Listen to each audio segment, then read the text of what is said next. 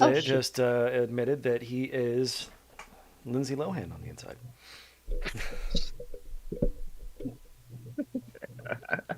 But is she Canadian? I see you more as Avril Lavigne. Okay, well, Or Alanis Morissette, if you want to bring or that. And there's a difference between Avril Lavigne and Alanis Morissette. We established that last time when Corey Johnson was on. I gotta tweet out the thing. So what? But hello, Tavi. No, unfortunately, yeah, Tavi. You saw the chat from like last week when I said to things were like because the time set's just like 10:48 a.m. No, that's not 10:48 a.m. today. That was 10:48 a.m. last week. YouTube is weird about that, but the fact that like things are working now and working and well, and that like even this same event is like still up and the watch link still is working. So hello everyone, it's P Summer and a Geek on the Alchemy bench has gone busy like tweeting out and sharing the link to all around the places as we're joined by of course John Bruckman, the host, is now a Vovacat. cat. As Oh, hey Isaiah there. Taylor, and we're joined by our Russian friend Volvacat 17. Hello, but also a returning regular of the show, Phoenix Lee. So hello everyone, hello Volvacat, hello Phoenix. How's everyone doing? actually live over Hello, can you hear me all right? Yes, we can. We can hear you well. Oh, hi. As you have your Isaiah. name showing So up in good to see Cyrillic. Isaiah here. Yes. Tell us how you're surviving over there. Oh, I'm pretty much alive. It's fine. Oh, I have the same t-shirt, man. Like literally the same. I'm not in it right now, but I have a similar one. Mm. Pretty much the same. It also has rainbow. Nobody knows what it means here generally, so I can wear it all right. Nah, I'm Hey, just kidding. Probably everybody knows, but nobody. I don't know. Whenever you wear a rainbow thing here, nobody just by default assumes it's that rainbow, because that rainbow would be too offensive or something. It's like, have you heard about the last law passed around here? And then they're um, cranking down on even on the books, Mhm. and nobody cared about books before because nobody had any time to read them. I mean, the government. Capitalism mm, Because ensures freedom, you though. gotta read books to find out if they are like hostile propaganda or anything, mhm. and Yeah. that's hard. Uh, So I actually have a list of things I wanted to talk to you about today, if you have time and a chance sure, for it. But sure. but if you have quick questions for me right now before everything, like how am I surviving, I'm here for you. And Yeah, then I'll start the revision of all the things that's happened so far because that's a list. Mhm. Go nuts. You're the expert. Yeah, but whatever. Okay, first things first. Everybody wants to know if I am alive. And well, yes, I am. But that's pretty much down to chance. But let's get it straight. The assumed number of the mobilized right now is somewhere between 300,000 to 500,000 tops, probably not more than that. Mm. Okay, for now, that's legitimately probably 1 or 2 or 3% of what they could probably reasonably mobilize. Mm. So right now, pure chances of me being alive are rather okay. Mm. And you got to realize one more thing. I'm privileged as hell. I live in Moscow. True. I'm living in the most civilized city there is here. If you came here, you would probably look at it and say, "Yeah, that's just fine. That's just the capitalist city I know. It sucks, but that's civilized." You know the deal. Like when you come to a city, and what your thoughts are? A lot of cars, Hmm. poor air quality, but a lot of But you have big, McDonald's serving bright borscht. places. Sorry? You have McDonald's and they serve borscht. We don't have McDonald's right now. That's a whole different Oh, story. no, no, yeah. that's right. You have Oh, Pizza it Hut. was no, I believe we did have that, but not a lot of it. We never did.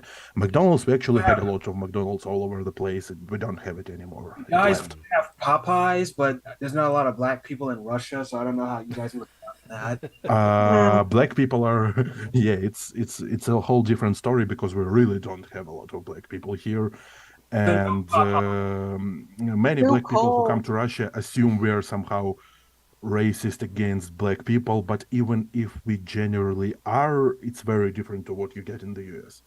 Because in the US, it's like a long, complicated story of the relationships between the two Hmm. races and this whole idea. We don't have it here, basically. We don't have this backstory.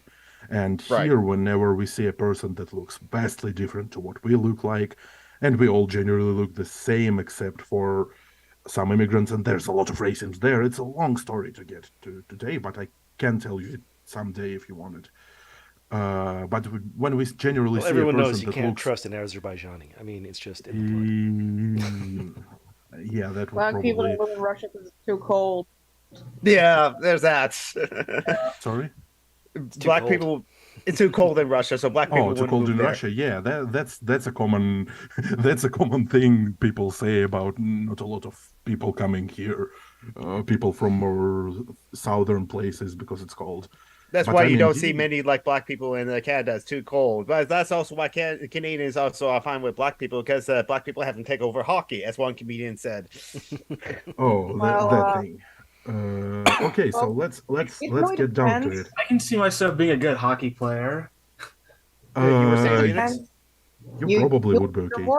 you're more likely to find black people in, say, Toronto than you are Yes. like Nova Scotia.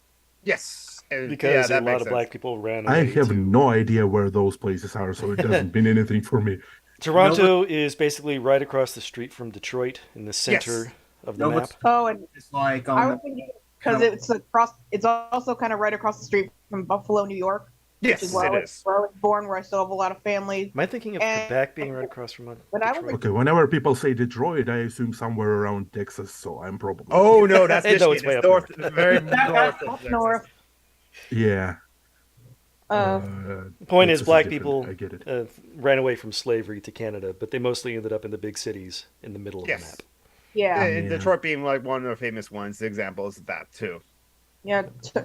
Toronto's like like I was saying, it's kind of stone's toss away from Buffalo, which is where I was born and where I still have family. And actually, when I was a kid, like before 9/11, used to be able to just drive from Buffalo to Toronto, no passport needed. Mm-hmm. Yep. Not so much anymore. Yeah, here in the Now- Washington now State, we- yeah, here in Washington State, since we share a border with Canada, the 49th parallel, British Columbia is pretty much like Washington State as well. Same politics even as well, but Canada, and it's like, so slightly progressive. At least Canada has like options of more parties, more viable parties, I should say.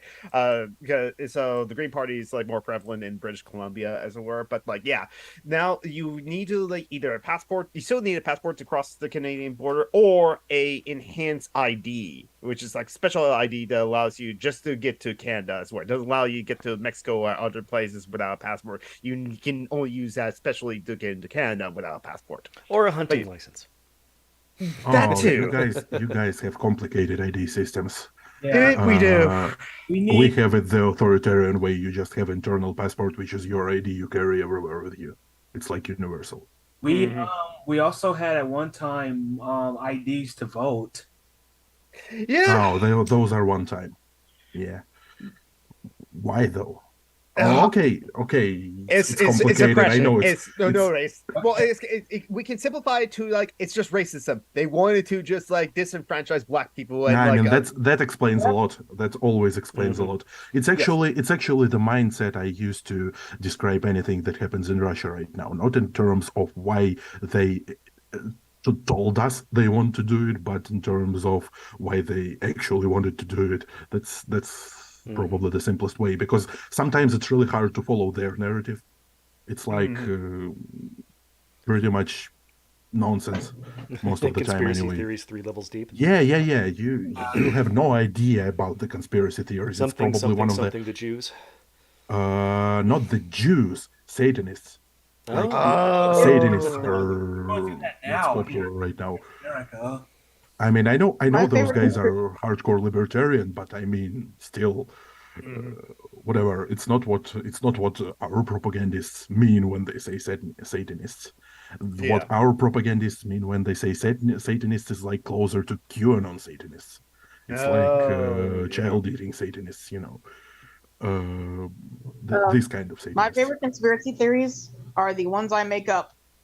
I get it. Everybody likes making their own up. For example, okay, do you guys know about the Loch Ness Monster in Scotland? Yes, we Yeah, are everybody familiar with knows. that. Yes. Nessie. Well, we actually, in my state, we have something similar, except her name is Chessie, and she lives in the Chesapeake Bay. And I have a conspiracy theory that she's just like a regular sea animal, like a manatee, perhaps, who was mutated by all the pollution that's dumped in the Chesapeake Bay. Yeah, evolution doesn't work like that, but whatever. Yes. I said it's my conspiracy theory. Yeah, so it doesn't have to make sense. I see. Okay, so let's get it straight. I really want to go through my list and then we can talk again because it's important. I made it up. I wrote it down for a reason. I want to get through it. Sure. Okay, let's start. What I have the first one is a refresher on the events. Okay, you probably all know by now February 24th, 2022, yada yada yada, invasion, a lot of attempts by our propaganda and our government to explain it away, a lot of blame shifting. Yeah, blame shifting is the name of the game right now, essentially. Yeah. Everybody tries to blame everybody internally in Russia for it. And basically nobody knows who is in control anymore. Because when it came to mobilization, which started on the 21st of September, which is another important date, and you gotta realize it. Because before 21st of September, one thing was working really great. You were walking around on the streets of Russia and you had no idea anything was wrong. Like, you had no idea anything was wrong except for occasional reminders, the fascist symbol, the Z symbol. It's essentially a swastika. It's pretty much all comes down to every fascist loving those sharp symbols for some reason. I don't know why, but it's funny how I realized how every single fascist in history eventually comes down to the same symbolic, the same set of rules, the same conservative rhetoric. They don't have to, but they do. Like, why conservatism? It's not written down anywhere that you have to be conservative to be really authoritarian. Like, you don't have to hate women, you don't have to hate LGBTQ, but you do for some reason. Hell, you don't have to hate modern art, and they recently canceled the, the greatest, modern art event in Moscow, which was, big. And they canceled it. You know why? They officially said it so much. They officially said it doesn't represent our values. They don't hide it anymore. It's just like that's the thing. Yeah, just like in even in the Renaissance, there was someone that was complaining about this new art is but rising that's just regular conservatism. It happens all the time. Whenever you get something new, I'm talking about fashion being all the same all over the place. You don't have to cancel modern art. It doesn't harm you directly. It doesn't harm your power, but you feel like it does for some reason. And the thing is, at least the Nazis and the white supremacist Christians here in the U.S., they don't just cancel the art. They cancel it and then put it on display to be reviled. Yeah. Yeah, I get it. We're not there yet. For now, it's hide everything you don't like. For now, it's very much still an attempt to make it all seem normal. That's the thing you really got to realize about the internal structure here. It's all an attempt to make it seem like nothing is going on. It's all downplaying. It's all business as usual. And there's no war going on in Boston, say. Yeah. It's actually not war. That's the thing. That's the thing about our propaganda, and that's the thing about our criminalized speech. It's know what's criminal actually about criminalized speech? It's not actually criminal to go out still and say that our government does something wrong. It's criminal to call it a war. It's criminal to use specific terms. It's criminal to claim out loud things that do not coincide with that guy with glasses that's our defense ministry public representative says is true. He does this daily briefing, basically, on what's happening at the war. And basically saying this guy is wrong is criminal now. That's the crime. That's because the criminal code says it this way. It's called spreading dangerous fakes. Right. And dangerous fakes are defined as information that contradicts the position of the official defense ministry. True. I mean, if it was never that bad here in America, it kind of was. If you were a leftist. During the wars from World War I, probably before, through Vietnam, it was kind of criminal to be opposed to the wars, to say anything against them. Eugene V. Debs ran for president from prison. True. I mean, and of course, COINTELPRO and all that shit. Oh yeah, Talking about more COINTELPRO. censorship, right? Yep. Yeah, it was kind of like things, but like It was unofficial censorship and True. entrapping people for crimes and falsely accusing them and planting evidence and putting people in prison if they were anywhere to the left of Jimmy Carter. True. Who was not Yeah. left.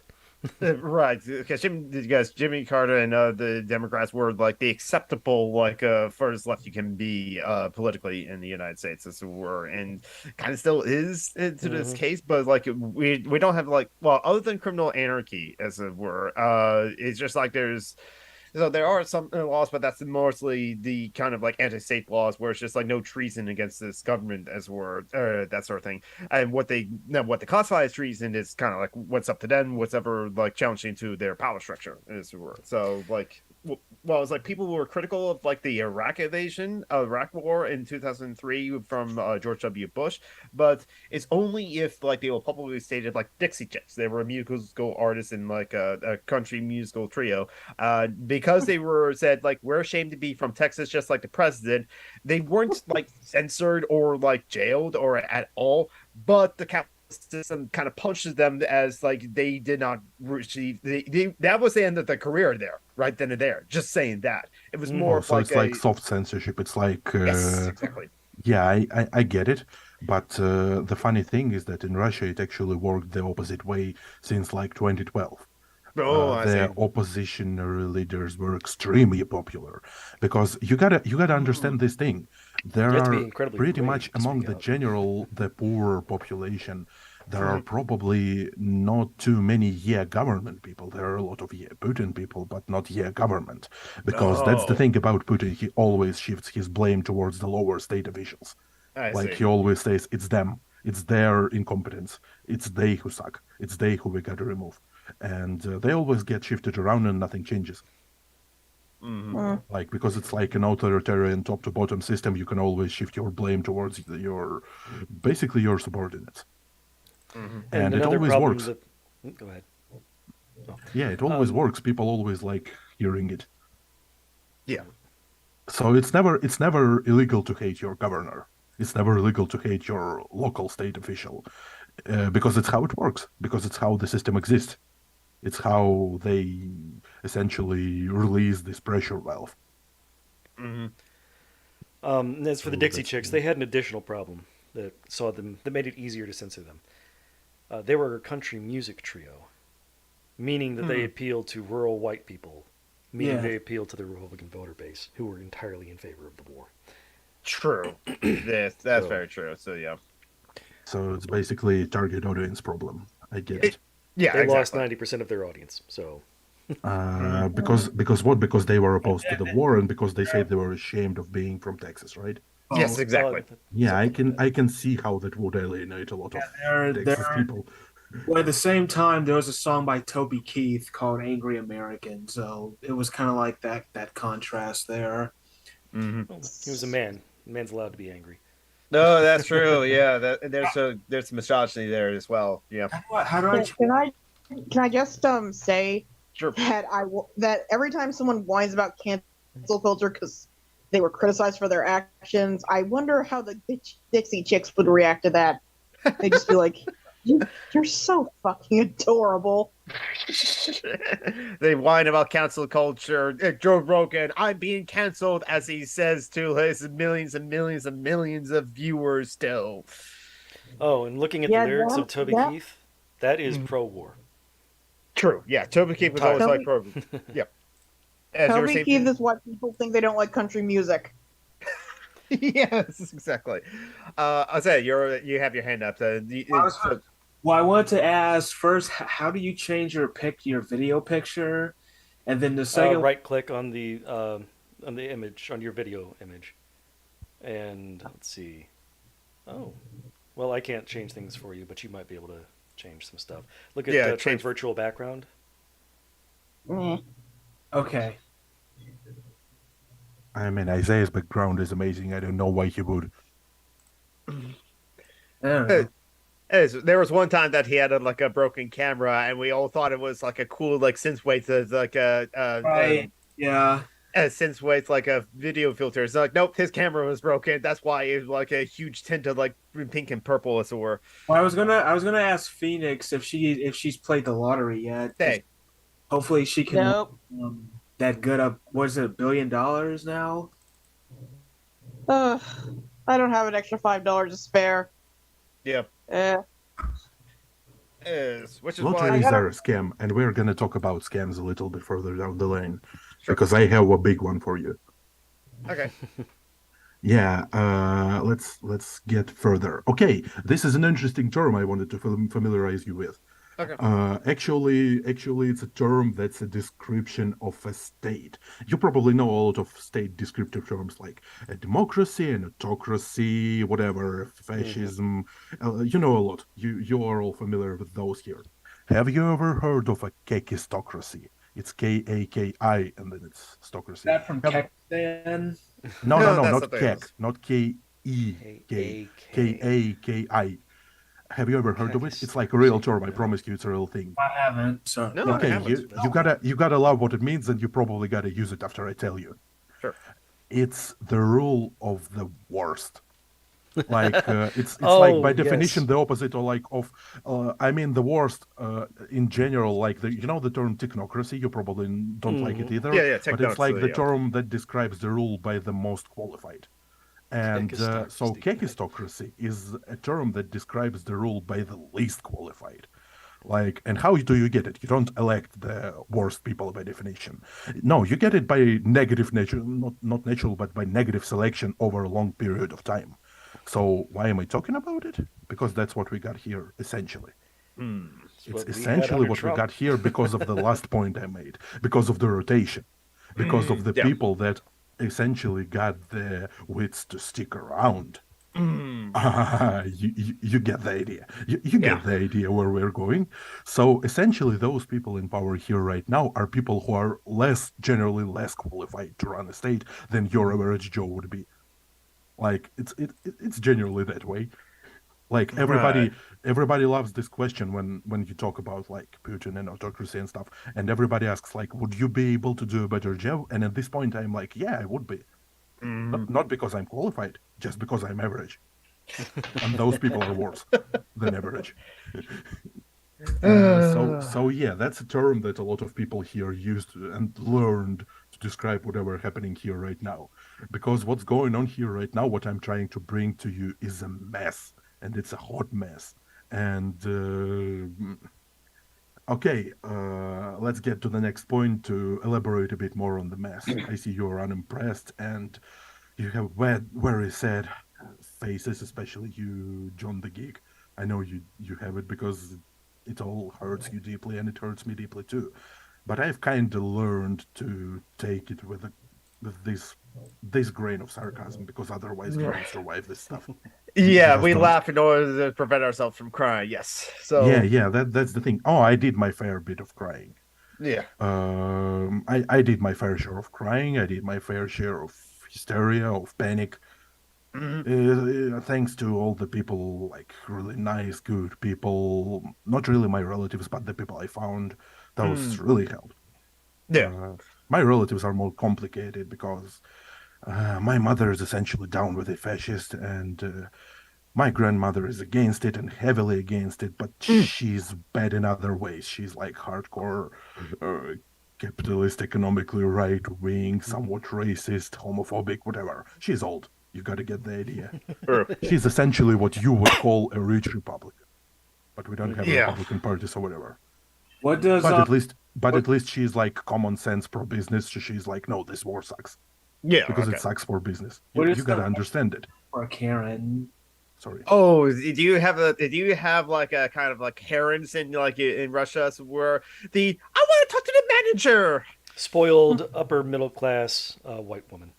Not really works like this here, because actually the people who always want to talk to the manager here in Russia are probably drunk and not very rich. That's actually the thing. Okay, I've met those people before. I'm sorry, I can't sell you beer at beyond 2 a.m. Take it up with the Washington State Legislature about that. They don't want It's alcohol. actually 23 p.m. here, so it's worse. But Yeah. that's what we were saying. Yeah, as I was saying, again, it's actually it's quite bad for everybody, whether you're left or right or whatever, Sure. because it's bad for individuals, it's bad for small business, it's bad for big business. Like it's really bad for big business if you think about it. Yeah. You probably have no idea how bad it is for big business because nothing like that ever happened to big business in the U.S., even including the Great Depression. Yeah, because the big businesses were all bailed out in the Great Depression. Yeah, That's a yeah, but worry. no bailing out today. Not Mm, this time, not here. yeah. Because all the big business that had at least I don't know that was not completely in line with like Putin and his cronies. They all had assets abroad, and if they have more assets abroad than here, they just leave. If they have more Yeah. assets here, those assets get freezed. That's Yeah. frozen. That sucks. So bad for everybody. So Yeah. everybody's essentially you would think that everybody would be together in this against everything, especially the bourgeoisie, especially those rich upper middle class people that would probably hate it. Hmm. But that's the insidiousness of it. It's normalized to such an extent that nobody, like everybody cares, but nobody speaks out. That's the thing.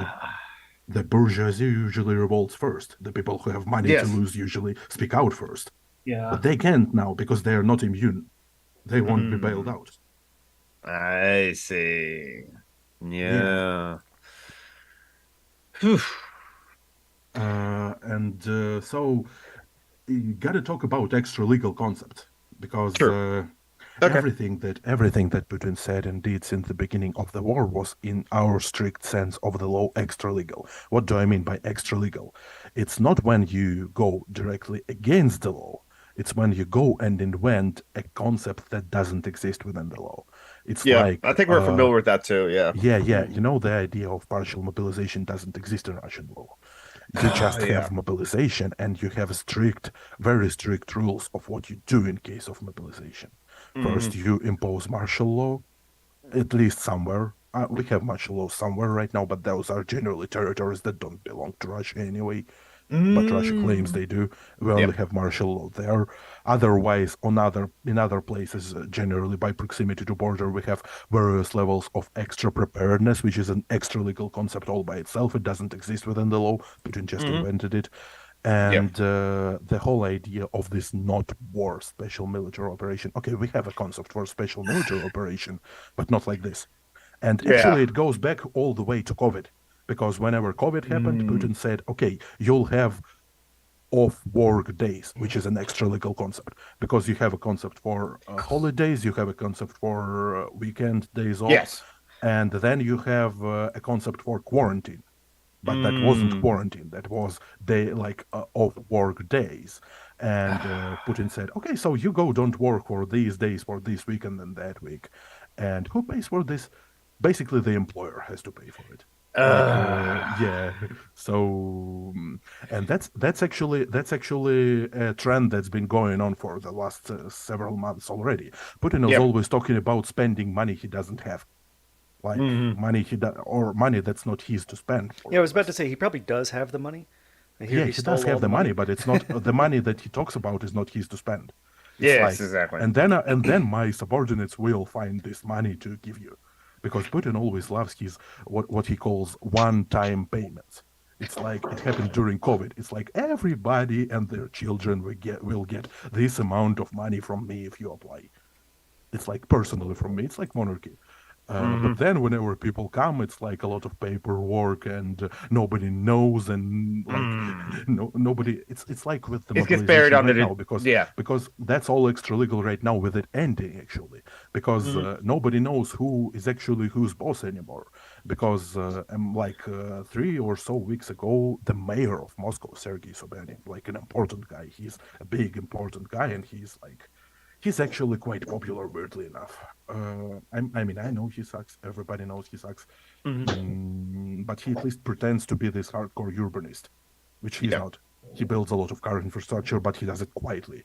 What he does Mm. out loud is he does like bus infrastructure, and he always talks about bike lanes. You know the guy. You know the kind of guy. And Yeah, I think so. Yeah.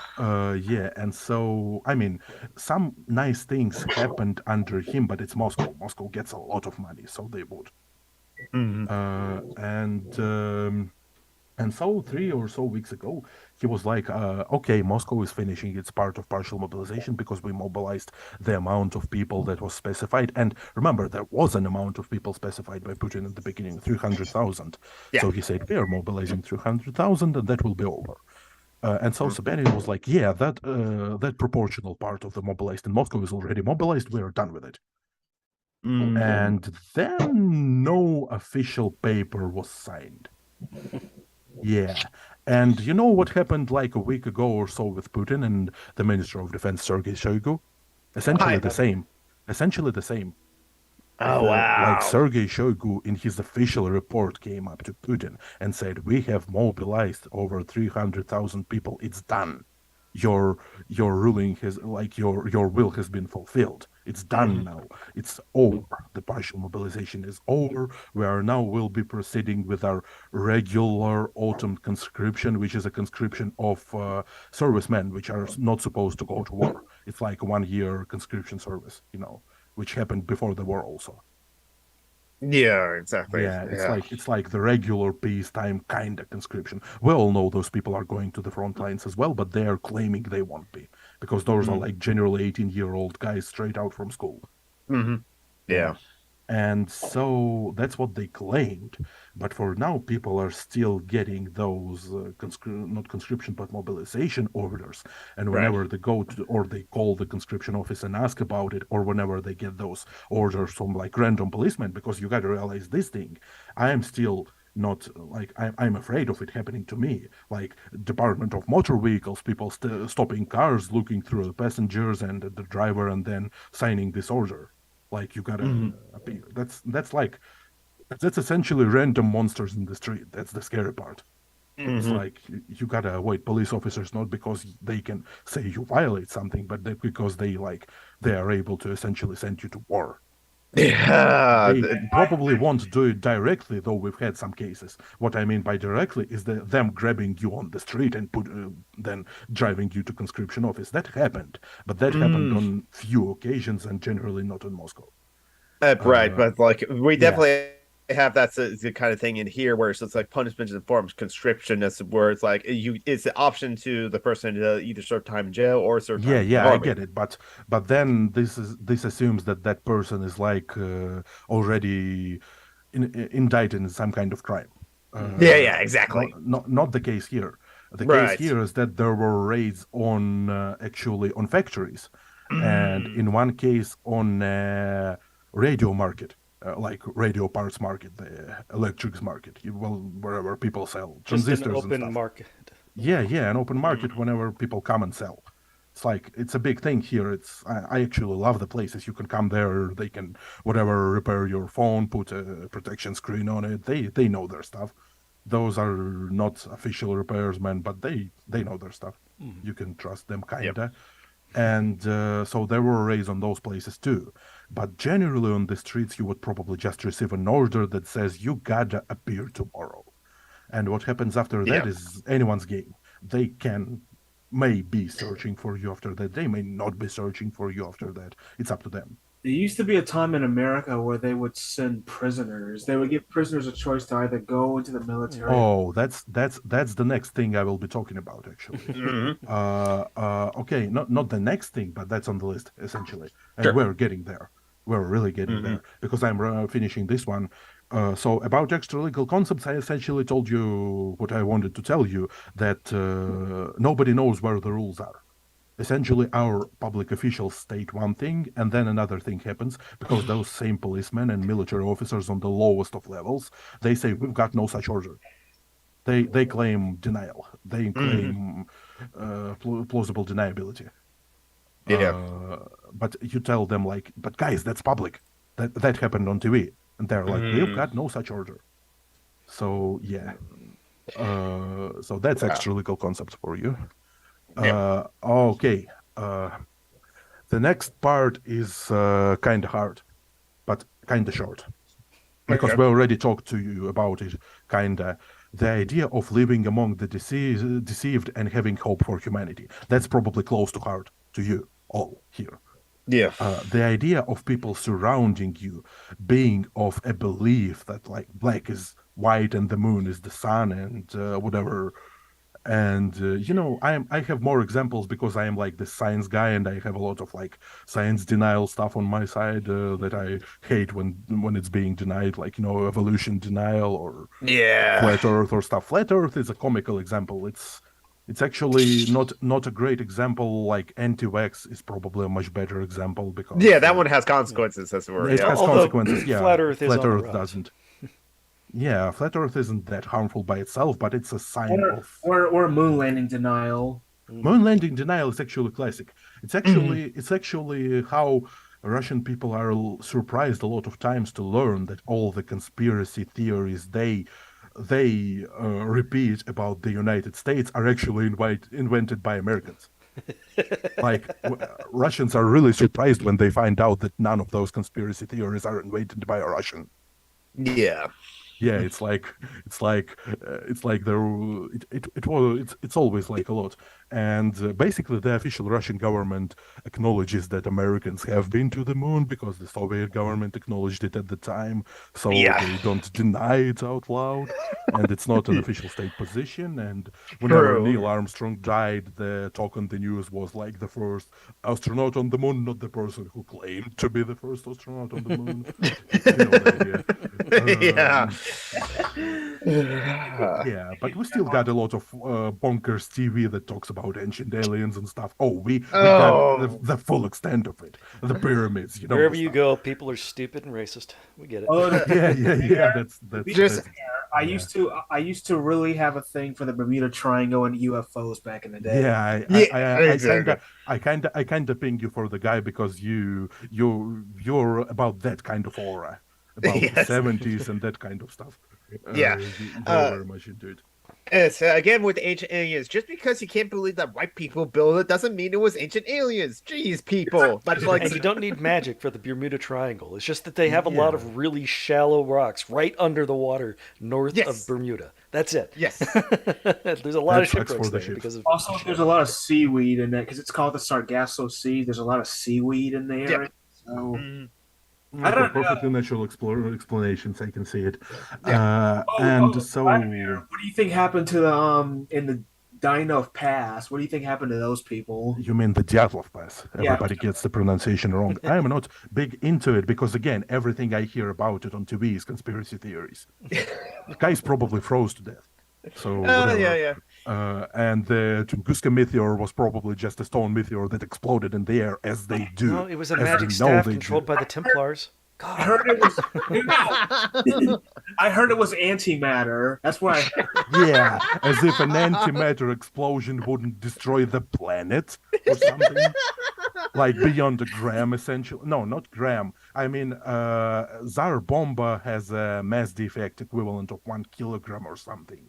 So that's what half a kilogram of antimatter explodes. You gotta realize it's half a kilogram because the other half of the reaction is regular matter. Okay. Like I heard it was a miniature black hole that passed through the Earth. Yeah, the miniature black holes are like you either don't notice it at all or you're screwed. There's no middle ground. There's no middle ground. If it's so small that it just passes through, it doesn't do anything. Yeah. Then it's a too small black hole just essentially evaporates within a few microseconds. Yeah, no. It's actually there's a really rather significant safe zone there. Because the small black holes evaporate, but they don't evaporate as fast as you would imagine. I just have to say this. Since Julie Latano's not here. Nerds. I am a nerd. I am really nerdy about this kind of stuff, and I studied it. So, yeah. But getting back to the point again, just on a side note, Again, I'm sorry. Am I interrupting people? No. I'm interrupting. Again, just on a side note, my mom is actually weirdly racist in a different way. She actually believes that the fact that Russians have some Asian ancestry is like what makes us strong. Is like what makes us powerful. It's like You're related to Genghis Khan. Mongolians strong and China strong and whatever. It's like The magical Asian person, yeah, yeah, Asian yeah, descent. yeah. And then, but then she like believes that the greatest civilization of them all to ever live are the Indians, like the original Aryans. Like she always talks about those majestic things that she found that like and Indian gods riding their heavenly vehicles that were actually technology, you know the stuff. So this is Ancient aliens.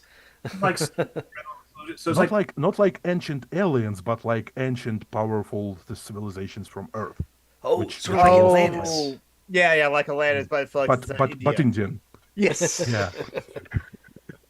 Yeah, so she's like very much into like India being this Wow. dawn of civilization place. it's And something like similar us all actually white people coming from India. it's similar to what it's not something out of Indiana Jones, honestly. Yeah, Yeah, she's very much almost. into that stuff. It's I it's I very I similar. I, I briefly had a thing for different like that kind of stuff, but like it was more like fun. I never Yeah. obviously took it serious. Like I'm still interested in the Bermuda Triangle and UFOs, but when Yeah. it comes to UFOs, it's like now I know it's like It's a 90 cultural thing. yeah, It's for the cultural value and it's great. Yeah, Kinda. exactly. Yeah. but well, it's like I mean, because like with the Bermuda Triangle, it's interesting because so many ships and airplanes go through and there's not a problem. So why? Like I see you're like very much a naval ship, Yes. naval Hmm. history geek. I'm not, so I can't speak for it. I'm not But into like I naval ships said, that it's much. just that the waters north of Bermuda are very treacherous because of shallow rocks right under the surface. They got a lot of reefs Yeah. there. So they had hundreds of shipwrecks there compared to just, like a few south of the island. So if Yeah. you approach Bermuda from the north, you're probably going to crash into a reef and everyone's going to die. Yeah. Yeah. Come Okay, from the so south, my you're fine. basically my sailing experience boiling down to spending 5 days on a diesel ship down the Volga River to Kazan. That's I've pretty actually much never been on yeah. a real boat. I've actually the only boat I've been on is a glass bottom boat in like a spring, but I've never been on like an actual ship. I mean that diesel thing probably qualifies as a ship. It's a hotel ship. It's like Yeah. 100 rooms or something. Well, a It's ship old is as anything hell. that can carry a boat. Yeah. Yeah, yeah. So there's not really a Uh, distinction. It's just a yeah. big boat. Okay, Right. so Go okay, ahead. so we Let's Go talked ahead. continue on. to so again, the final note is that it gets really depressing whenever you can't find out just by looking at a person if this person shares your values or not. Yeah. Because actually I know a lot of people around me do support my values. A lot of people here are anti-war and more people than we think. But actually all the government propaganda does for now is making it seem like those people are few and far between and Yeah. marginal and not really many. John Brown, I'm gonna have to laugh at what you said in the live chat to like got on contest rest. Hail would be like a terrible ice cream flavor. Damn you, John Brown, but go sit in the corner for that pun. Ah, Sorry to okay. interrupt, but good. So the next one is probably the most important I wanted to talk about to you about today because I don't know how you people do you actually listen to the news that come out about Russia and the invasion? Do any of Uh, you? well, I wandered down Reddit. Yeah, I I get it, but Reddit is like, it's community, it's not I would news. say CNN. CNN, yeah, a lot of people follow CNN, and that's actually an important point I wanted to have. Uh, okay, so the terms they use are not actually harsh enough for me, for my thinking. As Yeah. an example, I would say people always use the terms like war and invasion, and basically they all keep using the term war And I would argue that it's not really a fair term when it comes to the historic, basically historical importance of the term. Because whenever you say war, you usually imagine like warring factions that both have their grievances and both have their ideas and both have something to fight for. Like it's the classical understanding of war. It's what World War One was. It was pointless, but it was pretty much on equal ground. Everybody attacked everybody. That was what's happening now is closer to World War II, but still even worse in some sense. Because what it boils down essentially, and I told Geek about it already, essentially what's going on right now is an armed robbery. Yes. Like Yeah, I everything agree. Russia does since 24th is armed freaking robbery. Mhm. It's you walk into someone's home, guns blazing, and you hold people at ransom. That's the important part. And Mhm. you always make threats that are Mhm. probably grander than you can implement reasonably. Right. And so that's like an armed robbery with a force of 200,000 strong initially, and now Yeah. even more. But now you like use people as meat shields because you're failing miserably. That's another thing. Yeah, it's failing miserably. That's the thing people got to realize. It's not working. It's not a Mhm. good armed robbery. It's not even succeeding in anything. Mhm. Now you are essentially narrative wise to a point where you gotta basically make claims and say that, yeah, I'll back down if you let me hold this and this and this. But at Mhm. this point, too many horrible atrocities happened to essentially anybody in Ukraine to Yeah. agree. It's Yeah, like I it's agree. like no, it's not that Zelensky doesn't want it. It's that nobody would agree to him doing it. It's like he Mhm. wouldn't be president then. It's like because that's the thing many Russians fail to realize is that you can have civil society and you can have actually publicly supported politicians, not what we have right now. Because Mhm. right now, if you ask any Russian on the street, probably they would probably distance themselves from the actions of their government in any case. And the same would probably happen 5 or 10 years ago. That's the Mhm. important part. Me Yeah. and my government are two separate entities. We have separate interests. Our interests are generally perpendicular, but sometimes opposite. And so everybody in Russia actually understands that pretty well. Mhm. Probably not a thing in America. In America, you have this idea of the Sorry. government being of you and for you. A lot of you do, I know. Not probably you specifically, but a lot of people Right. do. Yeah, exactly. Well, I But in mean, Russia, no, there's a no. lot It's been a big thing since the Soviet Union. Essentially, the Mhm. government is a whole separate entity. They have their own interests. They work from themselves, not for you. That's it's an opinion of us, but that's because we are leftists and anarchists, and like kind of understand like how the But system is. But you're, you don't have to be leftist or anarchist here to understand that it's common yeah, sense.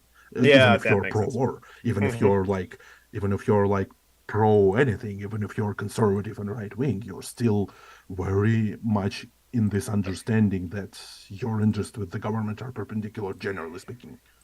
Right. Yeah. Yeah, I agree. Uh, I can understand. so yeah, that's probably how libertarians would like to see it. And actually, some people described Russia from like the early 2000s to like 2010s as this libertarian paradise. And probably, except for guns, that was the thing. Mm, Because you could pretty much do anything you want as long as you don't touch the government, they don't touch you. yeah, I Like can see. they didn't even care that much for you paying all the taxes. Like tax evasion in Russia is still Interesting. easy I see. because they don't get their money from taxes, you see. Well, it is possible to do tax evasion here in the USA. You just have to be rich and pay a lot of lawyers to just like fight Yeah, I the get it, but IRS. that's the thing about taxes here. You don't do your own taxes. The government does them for you and tells you how much. Ah, yeah, I can see that. I would actually prefer that if we can have Yeah, that. everybody would actually prefer that as long as it was fair. Agreed, agreed. Yeah. Yeah, it's not. It's not because nobody can figure it out because it's actually some information about that is even hidden officially. Uh, Yeah. yeah. Okay. So getting the term straight, the next important thing is probably how there's the city of Kherson and there's fighting there, and Yeah. Russians have basically said out loud that they're evacuating the civilians from the Kherson that they took, And that's the important thing. There's no evacuation, there's I mass see. kidnapping. Yeah. That's the term you can't use when talking about Russians. You can't use the term evacuation. You have to use kidnapping. I And the see. other thing that's actually probably the most genocidal thing about all of it Yeah. is actually the relocation of children. It's like children being en masse, on thousands, taken from their families in Ukraine and then sent for adoption to Russia, like for Oh adoption to That god. actual is families, literally a to war crime. actual families that probably mean well. That's the awful thing. The Yeah, families that, that That is a believe war crime. are Crime like against those children humanity. are orphans, and you gotta teach them how to be Russian. yeah, That's the genocidal part. that is And genocide. that's the other thing I learned, and that's the other point I have to make here is that you know how there's no ethical consumption under capitalism? Hmm. True. What I learned recently is that there's no ethical charity under fascism. Oh yeah. Like Yep. no official charity which is not frowned upon, which is not made illegal, is actually good. Yeah, Like none exactly. of it. Like look at those parents. Look at those parents who adopt the children that are taken from this war zone. They Yeah. mean well. They really mean well. They are not bad people to adopt those children. But then they take part in genocide. They Yeah, all they are do. complicit in You, it. Yeah. you can't deny it. But they're Mm. misinformed and they believe in this Hmm. misinformation. They are willing to believe in this misinformation Yeah. because we're not the baddies. Because we Yeah. wouldn't do anything that horrible. Yeah. And and then yeah. So you gotta call it what it is. It's child trafficking en Yeah. masse.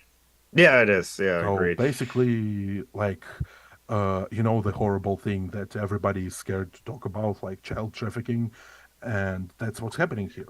But it's happening publicly and out loud and as charity, positioned as Hmm. charity.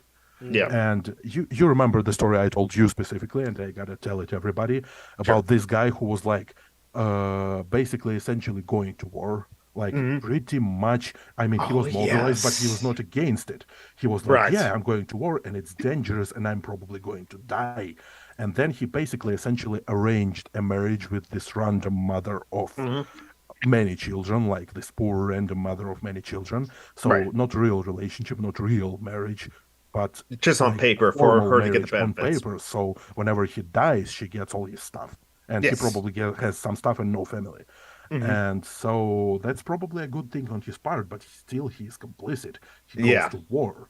Hmm. He goes to kill. He goes to Yeah. die. Hmm. Still probably not a bad person, still complicit in the genocide. Yeah, exactly. Because like, Uh, there's so many people that have like just like wanted what they have their subconscious, their conscious be yeah, cleared in that yeah. like I'm not a bad guy. Look, I'm adopting these like poor war refugees, but no, you're complicit in the like Yeah, kidnapping and the we have children we and have a genocide. lot of those like advertisement, like social advertisement, social ads about helping the children of Donbass, which is like this Hmm. big thing. It's Yeah, like, yeah, be charitable, donate, yeah, the yeah. stuff. And then the next point we are slowly getting like through our list because it's it's actually it's actually like a good segue that the mobilization is a literal scam. Like it's not Hmm. like a scam in terms of yeah you're not getting what you were told. It's like a literal scam with money involved. Yeah. So like it was told on numerous occasions in different sources it was said differently. In some places it was said that the mobilized will get like 200,000 rubles per month. In some places it would say that it will be like a one-time payment, Mm. 200,000 rubles. So like 80 rubles is probably a dollar. So you gotta imagine it's like in under 10, but in thousands of dollars. It's like Yeah. 3 to 5 thousands of dollars probably what they were promised. Mm. And so it's a big sum of money here. It's probably what a person here generally in Russia gets in half a year to a year. Mm. And some were promised that monthly, Yeah. and those are mobilized. Those are like we're not asking you, but we will still give it to you. Hmm. As far as we know for now, nobody has been paid. Like not a single Mm. person, more than like 2 to 3 thousand rubles just for food, which is like Mm. change, which is funny. It's Yeah. 100 times less than they were promised. So that's probably the only thing they are already writing about. Not Yeah. about being mobilized out of their homes, about not being paid. And Mm. actually, on several occasions, and in recent days, it was like a hot topic. Yeah. In Ulyanovsk and in Kazan, people were uniting out loud, talking about how they're not getting paid. It's like a good old classical union stuff, but it's not union per se. It's just a lot of armed guys in a camp of tents being all angry and not getting paid. So it's essentially, it was like this scenario of people uniting and saying how they are not getting paid. It was created by the government without them realizing that they would say anything because they're so used to nobody ever saying anything to them about anything. They're so used to it that they didn't realize that if you just take like 10,000 guys, put it in them in a tent camp, give them guns, and then they won't call your whatever general that comes to see them. Essentially, they used a Geisler turned not Geisler. We have this word in Russia, which started out as this awful slur, but then became generally, it's still homophobic probably, Right. but whatever. It's generally a strong word to describe awful people, and they were screaming it out in the face of the general, the soldiers. So that's the thing you got to realize about those people who were mobilized. Again, getting the term straight. It's Yeah. wrong to call them a military. It's wrong to call them soldiers. Those are enslaved, some voluntary, but some not civilians. Yeah. We would Those generally enslaved- call those conscripts. Yeah, you can't use the term.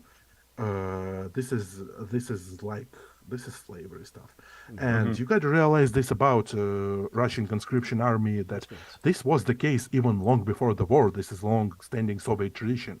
I hear every single military expert in the West talking about this war and talking about the U.S. Army, talking about unit cohesion and talking about morale and talking about those high concepts and non-commissioned officers and stuff.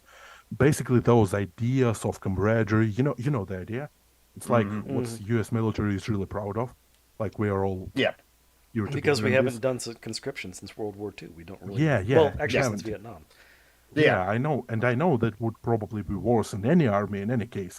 But here, actually, it's a long-standing tradition of not having it at all, because our conscription army, even before the war, was essentially a bullying camp. It was they bring you in, they dunk you in a toilet, they don't let you sleep, they hate your guts, they beat you up, they threaten to rape you. Sometimes they do. So we had like a series, like not a series, but 2 to 3 incidents in recent years of a person essentially initiating what you would call a mass shooting in an army, and in all of those cases, it was justified. Like we actually get justified mass shootings. Yeah. Because whenever your senior officer threatens to rape you as initiation, that's what you do. You grab your gun and you go at it. Well, Yeah, and the most recent case of it was actually like mobilized people of like I believe Tajik descent or something, the Muslims. And their senior officer was as usual. He essentially rolled over their God. He essentially rolled over Allah. He essentially was this big blasphemer.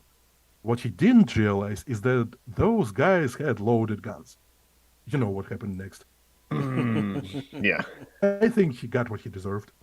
Yeah. You don't just do that. I'm not pro like Islamist terrorism or anything, but Right. you don't just do that thing.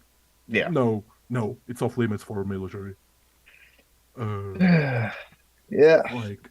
And again, that's a common bullying tactic. Rolling over everything dear to you. It's something every single conscript, even in peacetime, goes through. Yeah. And again, coming back to the idea that the mobilization right now is a scam, those people get no equipment, like no real equipment. Probably a lot of them get the old rusty AKs because there were like literally more AKs made that people live in Russia right now or lived in the USSR. Like it's a real thing. But as any And, tanky can tell you, AKs last forever, and any peasant can maintain it forever using a screwdriver. Yeah, that's the common idea, but believe me, the awfulness of how they were kept and the lack of maintenance over like 40 years will ruin anything. Yeah. Yeah. So again, a peasant probably can maintain it with a screwdriver, but there were no peasants maintaining it with screwdrivers over the last 40 years. Like it was just lying there doing nothing. because again they are taken out of conservation like the T-62 tanks, which are like 1970 something or 1960 something of production. Mm-hmm. They are already using field guns that are from 1943. They are already using Mosin guns, which are from like 1890, but that's like not a point because you do have like Colt revolvers, which are like 1890, Mm-hmm. but they still get produced as well. Like the Mosin guns stopped being produced in 1941, probably, or 1939. So those are the guns that were obsolete by World War II. They were used in World Mm-hmm. War II heavily, but they were obsolete by World War II. You know the idea. Mm-hmm. Hearing I that think so. is Those are like single shot. uh, Right.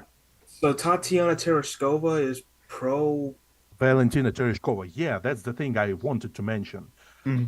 She's actually one of those like awful, you know how there is like success stories? This is like the opposite. She is like one of those awful downward spiral stories because Valentina Tereshkova could and probably should have been at least this symbol of I don't know, feminism and stuff. And I know some feminists used her as a symbol, as this first woman to go to space. Mm-hmm. She was essentially she was in a can, she was in a jar, she was doing nothing in this flight like every Mm-hmm. single Vostok crewman did. Like it's Right. the first ship, and after her for like I mean after her and the other woman, no Russian woman flew to space up until now. Like there were two and Mm-hmm. then there were none. Like so it was essentially an experiment. They wanted Yeah. to see what happens to a woman.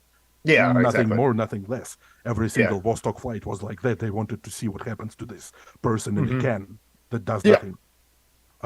Yeah. They were probably just making sure a woman wouldn't die because of her, like, Mm-hmm. you know, the differences in her organism. So she didn't, and so they were like they put they were like, yeah, women don't die in space. Okay, we won't send any more of them for the next 60 years. Yeah. And this woman, Anna Kikina, was going to fly to space. I don't know if she will. And Mm-hmm. she was like first since them, essentially. So it's like a sad story at this point already. But then Tereshkova, whenever Soviet Union fails, she at first she becomes like this hardcore Orthodox, and she's like, yeah, I'm with church now. So she essentially Mm-hmm. becomes conservative Christian, and then she joins the State Duma, which is like our parliament, which is not really, Mm-hmm. and she has this very important place there as this trailblazer for those awful ideas, because it was her who proposed this basically like the COVID the reforms that were voted on at the time of COVID, which were like the changes to the constitution, which were Right. essentially like, yeah, Putin gets another 2 terms, Mm-hmm. which is Oh. essentially how autocracy works. And she Yeah. was the one to propose the idea out loud. Mm. But I mean, the changes to the constitution themselves are not like Putin gets 2 more terms. They're Yeah. like a lot about like making it more conservative and mentioning God and stuff. You know the deal. Mhm. Mm. But Yeah. then the claim was like, so if we get new constitution right now, so it's all back to zeros. So Yeah. anybody can get 2 new terms, and Putin too. So yeah, so yeah, that was the thing. That's awful, Mhm. and it sucks to see a person who is this historical legend whose name is essentially right next to Gagarin up there. Mm. It's always right next to Gagarin. It's whenever we Yep. mention like the cosmonauts were proud of it. It's Mhm. like Gagarin, Titov, who was after him, Tereshkova, then probably Alexei Leonov, who was like the guy who first went into open space. And he Mhm. generally was like this great guy until the day he died. He was a painter. He was like this. Mm. What He was about always talking to kids. He was always educating. He was probably one of the nicer ones. So Mm. everybody what loved about the him. 3 cosmonauts that died when they were like the Yeah, first the science? Salute one. I think it's 11. I believe it was Salute one, actually. Well, which there was the one where his Soyuz 11, Salute 1, probably. yeah. Because they died whenever they were returning to Earth. They died on the ship being essentially exposed to vacuum. Yeah. So it's Mm. probably the only 3 people who died in space properly. Because Mm. every other death Except for related to Laika. space program happened closer to Earth than the Kármán lane. Mm. Okay, So we talked about the scam, and now we get we talked about Russian army has been a zero respect prison-like structure long before the war. Yeah, that's probably Yeah. the word I haven't mentioned yet. That Russian conscription army was essentially a prison. It worked like a Yeah. prison. It did things to a person that a prison does. Mhm. You just get like you're a man, you're not in a university, you get a year by default. Yeah, that's the thing. Yes. And wasn't And a long time ago you shared me a video about the Russian military as it were like a documentary, like a guy interviewing some people from the Russian military. Did they mention that sort of thing as well in that documentary you shared a long time ago, like months ago, as it were, before yeah, you came on? Okay, yeah, yeah. I was trying yeah, to yeah, find it that was video about link. conscription army probably before the war. Yes, exactly it Yeah. was. So yeah, I shared it with you because I wanted to share it because it's like it was a big deal for me personally. Mhm. I am formally not eligible for conscription service. We had to bribe people to do it because it Mm. always works like that. And I Yeah, probably told you about it how whenever I was coming through official medical commission, they didn't even measure my blood pressure. yeah, They only made it seem like they did. And then they told me a number that I can't physically have because I'm always over pressure. yeah. Like I'm taking pills in order to have it lowered. So I know Mhm. my numbers. It can't be to 120/80. Yeah. Uh, so yeah. So they didn't even do a medical examination. Like it was ridiculous. It was a theater, like everything that happens there. Mm. Yeah. And so we talked about this. Now we're gonna talk about like the another awful part of it. Have you ever heard of the Wagner Group? No, I haven't. Yeah, it's in the news all over the place because the guy running it is probably the only guy in the whole fucking Russia who knows what he's doing, and that's the awful Mm. part. He's still Mm. awful, but he is like this guy essentially as far as we see. You know how there's this movie where there's like bonkers villains who like have no idea what they are doing, Mm. and and there's this one guy who is competent and he's like idiots and he does the stuff. Yes. And whenever he appears on screen, like the heroes get scared, like the Mhm. throne guy. If you get the reference, the throne guy. Mhm. Yeah. And so that's who this guy essentially is. But he's not like those villains usually get this finesse about them. He's the opposite Yes. of that.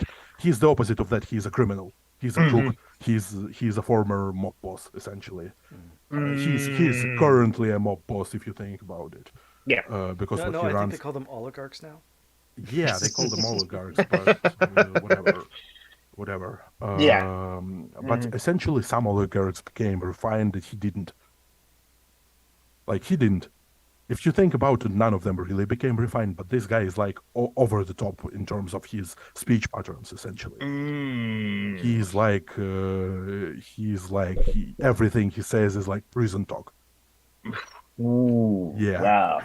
because that's the thing. That's why the first thing that happened, like the first big thing he did since the start of the war, he came to prisons and he started recruiting. And he did it extra legally, as far as we can tell. Like he asked nobody, he took his personal helicopter, he came down to prisons and he started recruiting. Like imagine that. Wow. Imagine that. Like yeah, Yeah. just a rich guy in his helicopter. I bet even Jeff Bezos can't do that in America. No, no, you really can't in America. No, No. he Yeah, would have to go yeah. through a few channels in order to get slave. Yeah, this Actually, guy it didn't. wouldn't be too This difficult guy for him to get probably slave just labor. He wouldn't personally even asked have to go Putin, there. and he probably just asked it. He probably called him, and he asked like, "Can I do it?" And Putin was like, "Yeah, yeah, sure, why not?" Because they're buddies, Yeah. and so He he wouldn't even did. have to go to the prison. He would just, say, "I want them to do Yeah, this," and over the there are computers that you actually have there. videos about this guy personally making those statements. So yeah, he Mhm. not like every other big official in Russia. This guy, he's not an official. Like there we have this running joke about it. The official state representatives in Russia and the unofficial state representatives in Russia. And this guy is the Mm. latter. Mm. He's like the government unofficial. And Mhm. so he like he goes up close and personal with those people, and he like landed down there in prison and he said to those people, okay, so I know you all crooks, because he was there, he knows how to talk to them. And he was like, yeah, I'm proposing to you, if you're like fit, you're physically fit to go there with us, you're going to go there with us. It will be hard, a lot of you will die, but if you don't die for 6 months, you're going home. As long as you're Mm. staying here with us, you'll be like essentially, there will be ball on your face in the whole Russia, so you don't desert. So yeah, and if you don't comply with me, I shoot you right here. So he said it out loud. He said it out loud that if you don't comply, you'll get murdered. You'll get shot. That's So, and essentially, this guy goes to prison in his personal helicopter, and he says those things out loud. Isaiah, do you want to say something? You seem like really, no. I was saying that's really pretty there. messed up. Yeah, I see. But he was like, yeah, we execute people if you don't like them. We execute people if they try to desert. We execute people if after they come with us, they back out. They say like, no, I don't want to fight with you anymore. Get me back to prison. Nobody is getting you back to prison. Let me Uh, ask you this, Bobacat. Do you think Putin will use a nuke? oh, that's probably the thing I'll talk about last because I really have no idea. Okay. Like, I really have no idea. We can speculate all that we want. Yeah. But at this point, and I am more inclined to think that he wouldn't. Okay. And if he would, I would say it would be a Hiroshima scenario. Like he wouldn't use it on a military subject. Right. Yeah. Like, he wouldn't use it on tanks. He probably everybody there knows. No, if he would use it, it would be purely psychological. It Yeah. would be Death Star. It would be we ruin a major city. We are already at this huge place. We make people evacuate. We make people run and scream, and that breaks the morale. Yeah, exactly. Yeah, so that's probably if he ever uses it, that's how he would use it, because using it on a battlefield is essentially wasting it. Yeah, exactly. Because he knows that what I talked about right now, it worked one time. Like it really did. Think about it. Oh yeah, World War II. Yeah, against Yeah, Japan. Hiroshima, it worked. Japanese wouldn't surrender It would be because very they're effective Japanese. to use nukes against industrial centers, but that would mean drawing India and the Philippines into the conflict. Yeah. True. This is the case. That's Yeah. where all of our industry is these days. Yes, but I mean, he had this one case of industrial plant not surrendering, the Mariupol plant, the Mariupol Right. steel plant. It wasn't like not surrendering for like a month, and then they essentially made them surrender like by awful tactics by bombing it to the ground. But it's hard to Right. bomb to the ground a steel plant. It's freaking made of steel and it has catacombs. Yeah. So yeah, it's like the best bomb shelter you get. Mhm. And so back to the subject about Wagner. Right now, the reports are coming that those prisoners who go with them to the war, it's not voluntary anymore. Like they're just grabbing prisoners and taking them. Yeah. And they found out it's inefficient to just kill them whenever they don't agree with you. So right now, the reports are coming that you know what they do to those prisoners when they disagree with you? What do you do to a prisoner that disagrees with you? You torture them. Yeah, you cut their fingers off Oh. one by one. Wow. I mean, he has 10. Yeah. So whatever. Yeah? So that's their tactic, quick and easy. So that's like the ones that movies will be made about, the most horrible ones, and also the only ones who are qualified to do anything. So the most interesting ones, probably. In a And narrative of course, sense. this will be used as evidence that communism is bad because Russia is communism. Russia is not communism at this point, like not nearly. No. It's not even state communism. No, like, it's not not. state capitalism. No, it's like it's I'm not being anything. facetious, communism but at this that's how point. Americans will view it. That's how they'll do it. It's Yeah. fascist right now. It's purely and generally fascist. If you look at our official positions right now, they are conservative as hell. They're like anti-modernist. Essentially, I look at the things they say right now. It's like Umberto Eco's 14 points. Like Yeah. I don't even know why. Why would you fight against modern art? Why? Like Americans what? don't know about communism. They just know it's bad because people want to share resources. It's terrible. They're like my grandma, because let me explain you why I'm making this parallel. Because there's probably the most awful guy who ever said anything on TV right now is actually not the main culprit, like Solovyov and stuff. Those people are awful. Those people are going, in my head, to the tribunal firsthand. Yeah, in my mind, propagandists are worse war criminals than war criminals. And there was this guy recently, his name is Anton Krasovsky, and he said out loud, he made it slip out loud, that essentially those children in Ukraine that don't essentially don't want to speak Russian and that say that Russia is like the invader and that Russia is bad, they should be drowned. And you don't say that on Russian state TV. You don't. You No. really don't. You seem like you're the moral guy, like you have the moral high ground. Right. You say it with like the worst military intent possible. You say it with threats to drown London, essentially. But whenever Yeah. it comes to children, whenever it comes to actual people there, you use this double thing. Like you at first you create this idea of those awful Satanists, whoever, Yeah. Nazis, whoever, whatever, all the awful words you can imagine, and Mhm. use those to codify your enemies, the ones you want to destroy. Yeah. And you always talk about how those enemies are actually proxies, how they're puppet masters, the puppeteers, the overlords are the West. You always talk Yeah. about how those are not the end targets, how Yeah. those are just not the real enemies. They are just their minds are like washed. Yeah, And exactly. then you talk about the population who doesn't agree with that. And this guy was essentially like, yeah, we got to drown children. So essentially all the propagandists around him decided to like cancel him for a moment. He's back on TV now because they don't let people like that go.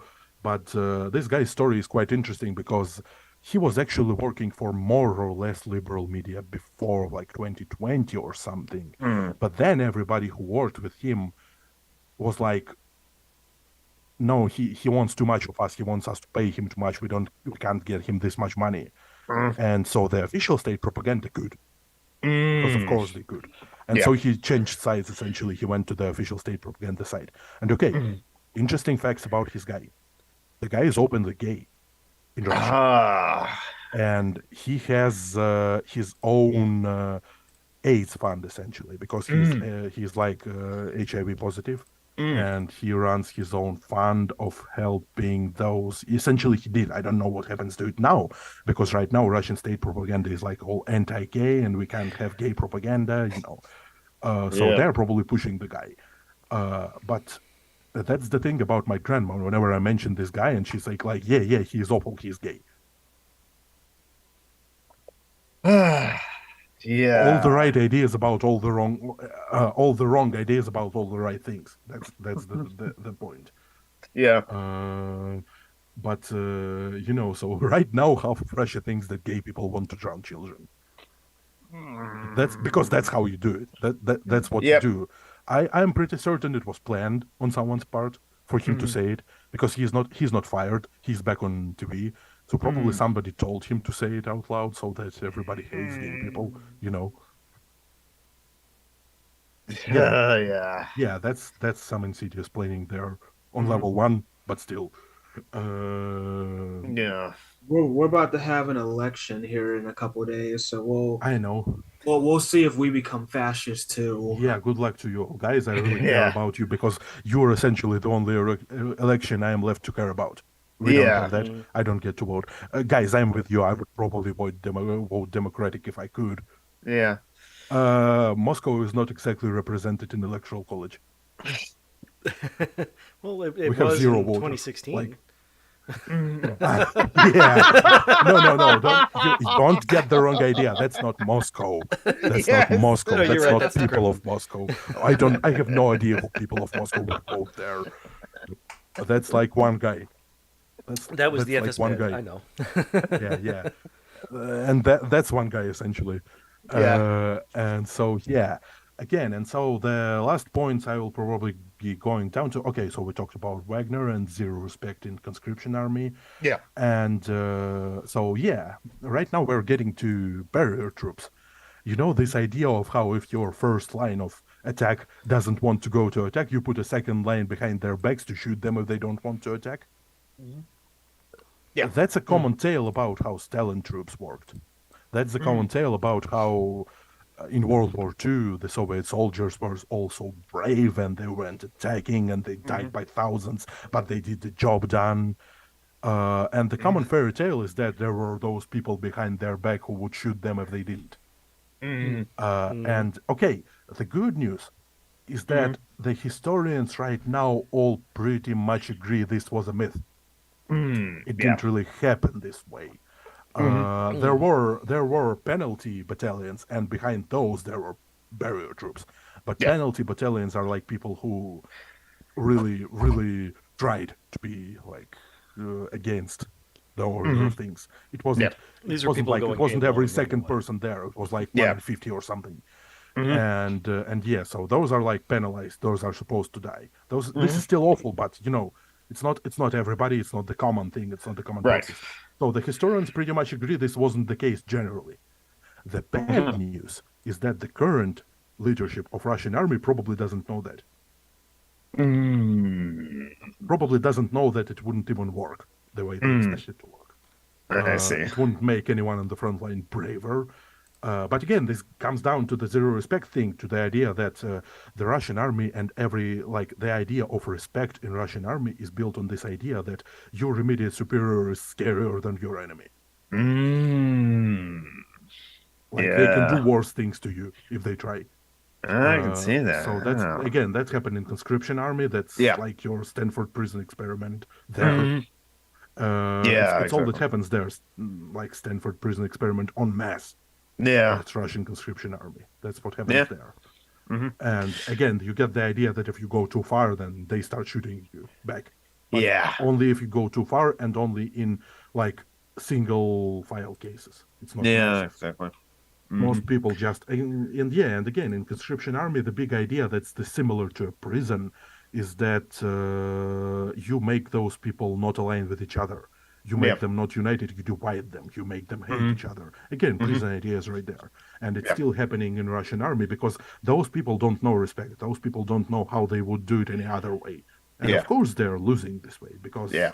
because yeah, it's kind of evident. And Mhm. right now, again, mobilization is a scam. So those mobilized people, they get no equipment. They get Mhm. like 5 days in the training center when they're not where they are not trained. They are just collected there, and then they are sent. They are told that they are being sent like to the fourth line, to the supply line, essentially.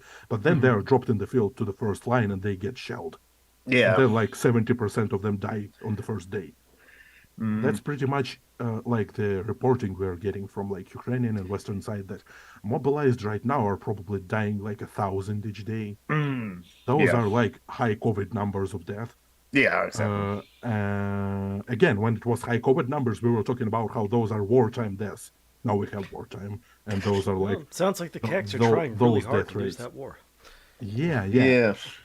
and then again, that's the common thing that happened since the beginning of the war to the like not conscription, not mobilized, but like the regular army, Yeah. is that people were telling those people back home, like their families, about how awful it is, and people back home didn't believe them, like Mhm. face to face, didn't believe them because Mhm. like yeah, no, we hear on TV it's not the case. You're Yeah. probably you probably got it just worse than every other person, and you're probably lying or something. Yeah. And then also, yeah, this is probably the awful part. But then also, you got to realize that again, the armed robbery part is Yeah. that I told you, John, about how many people like they go to Ukrainian homes and they start just looting. Yeah. This is like RPG game style looting they are doing there, Yeah. carrying away everything and then they sort through it, not the other Yeah, way exactly. around. So they Mhm. load their armed vehicles with mostly washing machines. Like Ukrainians have this running meme about Russians and washing machines, Yeah. how you Mhm. would. But they also, again, the other Well, running how meme else is are they going to get toilet the blood seats. out? Like the toilets, the essential like the ceramic part of the toilet. They they They they, even they take the steal those. porcelain gods? Yeah. I Porcelain guess God if is it's not strong. screwed down hard enough as well. Yeah. They load their armed vehicle. There are photos. There are like pictures of armed vehicles being shot, and then whenever Ukrainians come and take the remnants of the armed vehicle, they find washing machines, porcelain pots, and all the other stuff. They find food. They find like phones, There's everything computers, in here, stuff. including the kitchen seat. There's the kitchen seat right there. Yeah. Again, kitchen equipment as well.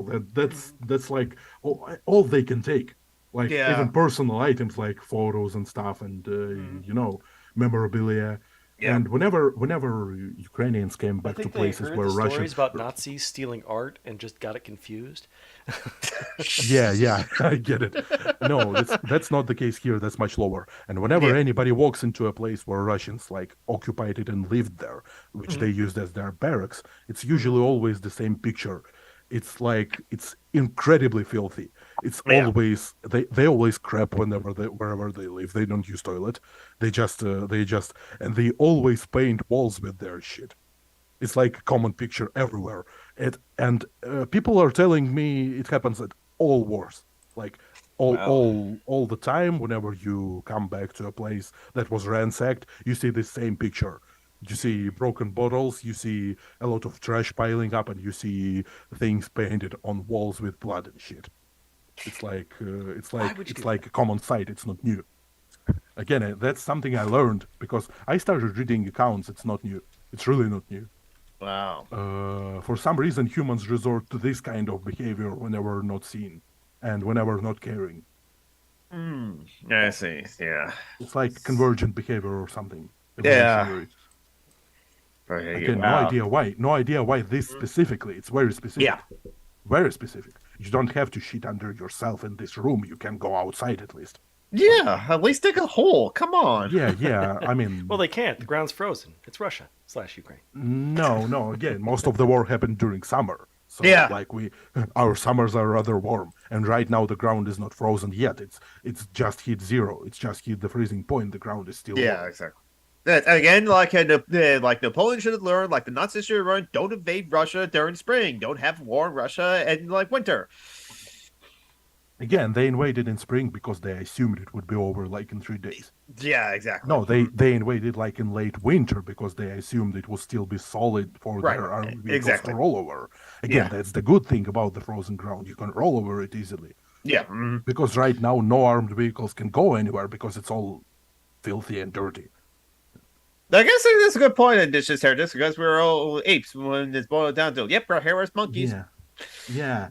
And the last thing I wanted to briefly mention is this thing that propaganda here in Russia Okay, never really did before. Just to clarify, Sorry. it's not their camps. It's homes that they had occupied while they were living there. Yes, So they were exactly. showing disrespect for the Ukrainians Yeah, they were yeah. occupying, Yeah, exactly. rather than their Camps. own places where they were living. I Yeah, mean, their exactly. own places that they're set up are left in no better condition, just to clarify. I see. But But they their were doing that places to are Ukraine usually folks. not as permanent, so it's not so common. I see. Okay. To see. But again, then we see those videos from the mobilized that come to the essentially mobilization like accumulation centers, and they essentially see the same picture. It's probably not painted in shit or anything, but Yeah. they essentially see toilets not working, so you gotta have to go somewhere to shit outside. Yeah. So yeah, it's all covered in trash and concrete and whatever. Yeah. Like, for some reason, cement. A lot of times the toilets are like dumped with cement, like somebody was building it and didn't finish. And yeah, I don't know Okay. why, but it all looks the same every time. Yeah. Yeah, that what struck me about the military conscription office, like in I believe it was 2018 when I was going through my medical commission, and then we were like bribing those people. That's what struck me really that time, because every single place in Moscow, every single cafe that has like some respect for its customers has a normal porcelain toilet. Yeah. And when I came to that office and wanted to like go relieve myself, like Yeah. I saw a hole in the ground and it was filthy. In Moscow proper. That's not how we do things. Wow. Yeah. Yeah. Exactly. And the whole thing was as if constructed out of, I don't know, plywood. The whole building. And it was like an old building. It was probably constructed out of normal building materials, but the interior was decorated with very, very cheap, semi-permanent materials that looked awful. They didn't have to do it. It's just their style. It's just what they're used to, probably. Yeah. So yeah, it's this exclave of no civilization in a civilized city. Yeah. Okay, so the last thing I wanted to talk to you about, and this is legitimately the last point in my list, Sure. and we got there, and I'm really glad we got there, is this idea of propaganda being spread to schools and universities, which is like what really sucks and what's probably going to involve me personally somehow. They are talking about technical universities, which one I attend, only studying it for 1 year, and it will probably be first year, and I'm not first year already, so will probably miss me, but still, again, they've already implemented it in schools, and a lot of parents are like against it because, yeah, it sucks. And a lot of parents were like, because again, it was the whole thing of introducing it into the school program was extra legal, and it's still extra legal. Yeah. The parents were like, yeah, it's not mandatory. Because Yeah. everything extra legal is like that. It's like, yeah, you didn't write it into the school program proper, you just invented it, so whatever, should I go there? And many teachers didn't want to like talk about this stuff. And this stuff, like the papers that they teach on those things, those are like downright fascist conspiracy theories. Because that's our official state propaganda thing. Yeah. It's like talking about the greatness of these people and all the enemies we have, like. And it's hard for me to imagine having this in universities because, again, university students are people who have their worldview essentially boiled down. Yeah. And I know some of them will be like all for it, and some professors will probably be all for it, but not most of them, not nearly. Yeah. It's like a different distribution. We are like educated people, and we know our stuff. Essentially, again, us technical students, a lot of us are IT students, and Yeah. international cooperation is like everything for us. It's like we exist in this international sphere. We are like citizens of the world, like I am. Like I studied English, and now I can talk to you guys, and now like I'm part of it. Yeah, exactly. I'm not. You can talk to me, and you know I am not that different. Yeah. Yeah, exactly. That's the language barrier for you. Yeah. And so again, we like as IT students, most of us know English somehow. Most of us not like me, not to talk freely, but again, studying IT kind of involves it. True. You gotta Yeah, I read can see that. documentation, you gotta read forums, Yeah. you gotta at least read it. And so I don't know how that would go over with us because there was this big, again, it was at our university and it was this big thing like in 2018, whenever our university was turned into like essentially a voting station, which is a normal thing. Schools, universities, those public spaces got turned into voting stations whenever you have election. It's normal. It's like common practice. Of course, we don't have normal elections, but still common practice. Nothing bad against that. But then, like several days before the election, Yeah. it was stated by some professors at the lectures that like you guys here either vote for the traditional candidate or you go home and vote there however you want because they are monitoring our ratings. They are monitoring our levels, and on that depends how much financing we will get for the university. Yeah, so it's like that. And that raised a lot of questions because like the students were not happy. Like they were really not happy about this idea. Yeah. They were like, why the hell is our professor telling us this? Like we do whatever the hell we want. Because again, this is what I call extra legal. Yeah. This is not how it's supposed to be on paper. And so yeah, and right now it's like officially being brought down there, but the talks are about, again, there is a lot of talks about like the concrete parts of the future, but there are no talks about the global future because globally the planning of our government right now is like 2 weeks forward, no more. But globally they are talking about a lot of things like increasing the sentence, not the sentence, but the term of conscription service, which is essentially sentence back to 2 years, which it was 2 years for like all the Soviet Union and then some of Russia. It was only reduced to 1 year, like under Putin, essentially. Yeah. And it was like this big liberal thing. It was like this big concession to the people, this big I am letting you free thing. Yeah. Because again, nobody liked it. Everybody understood it was a penance. Again, it's like common knowledge. It's not controversial to say those things out loud. Yeah. It's not controversial to go and say things like my town sucks out loud. It's not controversial to say like they don't know shit about how to lay asphalt out loud because they don't know shit about how to lay asphalt. It's always broken. Every single spring it melts with the snow. Yeah. Every single spring it got cracks. And you gotta lay it down every single summer and autumn because of that. And they always do it in the freaking pouring rain. Yeah, it's a normal thing.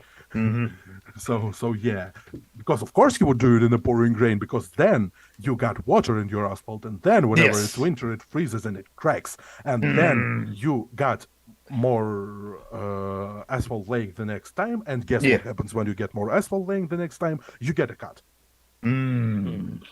Yeah, you got money bagged. So that's how corruption works here. It's big. Yep. Yeah. It's grand. Um, so yeah, so that and again, I have no idea. They are talking about implementing this thing in the universities next year, but not like after New Year, but like the next studying year, Mhm. autumn, and Yeah. basically nobody is sure this regime will exist at this point. Yeah. It's Exactly. it's it's it's down to months at this point. Yeah. It can be a year or two, it can be a month or two. Nobody knows. That's the Yeah. thing. Whenever Mhm. because it happened, it's like all things like this. It starts happening gradually and then it happens suddenly. Yeah. And so we never know when the suddenly part is starting to happen. Yeah. It may be Exactly. already underway. We don't know it.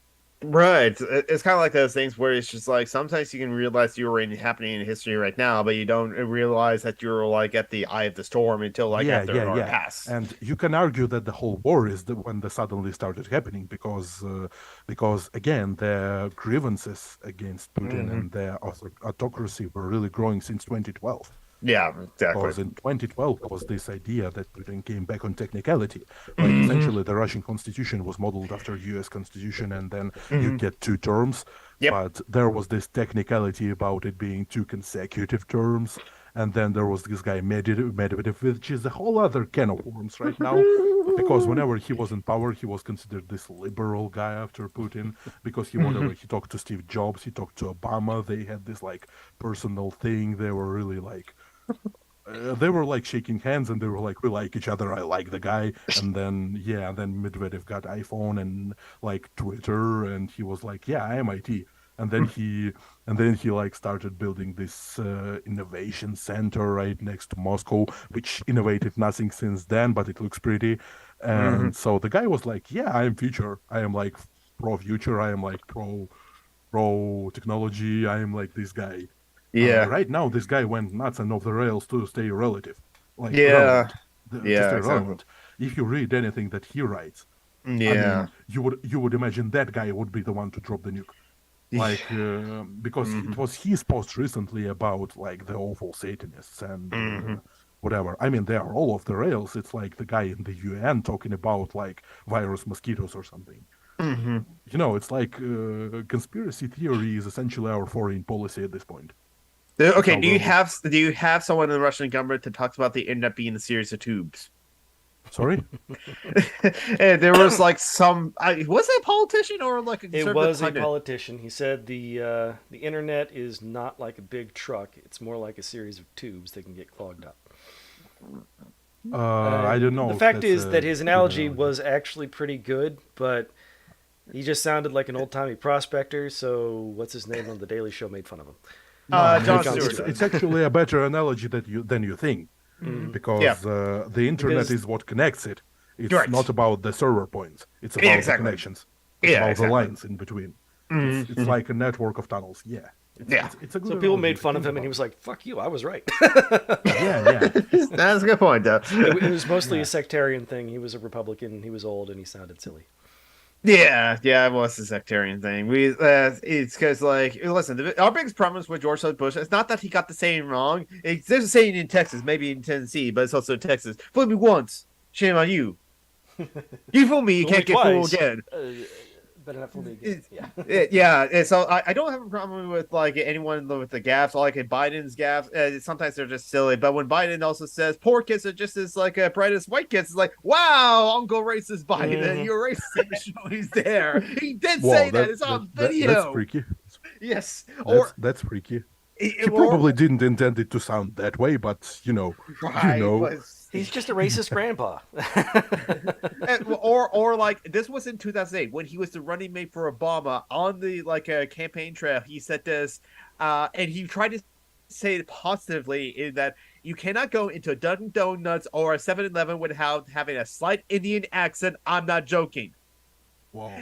He was saying that about Delaware, about like Williamsburg, Delaware, and that there's a huge East Indian like population there, as it were, and that's And what they are he. small scale entrepreneurs who are always buying up corner stores. That's just Yeah, comes and again, we it get a lot just of sounds this. pretty Like, awful. we have our own very specific brand of racism here, which is probably doesn't work like it works at your place. It's closer to your like common racism against immigrants. Yeah. That's what we get. That part is similar. We just don't have the long-running tradition of racism against a specific marginalized group of people that we enslaved. Because we Yeah. enslaved our own people, we didn't need any other Right. group. Serfdom. Yeah. Well, I but I sort mean, of, at yeah. least we have, in common the way we hate the Jews, right? Whoa. Complicated. Again, complicated. Because as for me, it's that thing when I can't actually I'm not saying we whenever actually hate the people Jews. I'm talk just saying our countries. about like Hollywood actors and stuff, they're like talking he's Jewish and I can't tell because the percentage of Jewish people here and at least people with Jewish heritage here is probably higher. And for me, those people are white. Yeah. Like Yeah. Exactly. they look white enough, so whatever. So it's for me, it's like it's like the guy I keep watching. He talked about this because he made like a YouTuber. I watch a Russian oppositionary YouTuber. He's like proper Jewish. The only grievance I probably have with him is like he's heavily pro-Israel because he's from Israel. Like so whatever. But Yeah. it's expected. You gotta admit it's expected for a guy who grew up there partially. Yeah. He was born in Moscow. He grew up in Israel, so he knows I like see. Well, I'm he just knows saying that Yiddish we have and these Hebrew. traditional hatreds that, Yeah. when it comes But to then he was all like, of he Europe was and the like, U.S. and yeah, Canada, that long-standing when anti-Semitism is, I think, yeah, universal. the racism thing was really big in the 2010s here in Russia. It was probably the thing the most talked about on TV, actually, in the context of immigrants being everywhere and running the country. And it Yeah. was not more of a talk about them taking our jobs. It was more of a talk about them being savage somehow, like they don't know how to behave. And then it was like the common part because you can always blame the white guy for it because it was more about the guys who hired them. They hired them illegally. They kept them in really poor conditions. They didn't provide them with proper anything. So of course those people would be not in a great position. You would imagine that. Yeah. They would have Yeah, problems And with hygiene and those who health, were yeah. here legally were totally okay. And but the crackdown was like we had our own like Nazi skinheads who were burning the all businesses run by those people. And that's actually the thing about Navalny because he started out as this like he basically started out with the nationalists, and Yeah. then he came away from them as they grew less popular.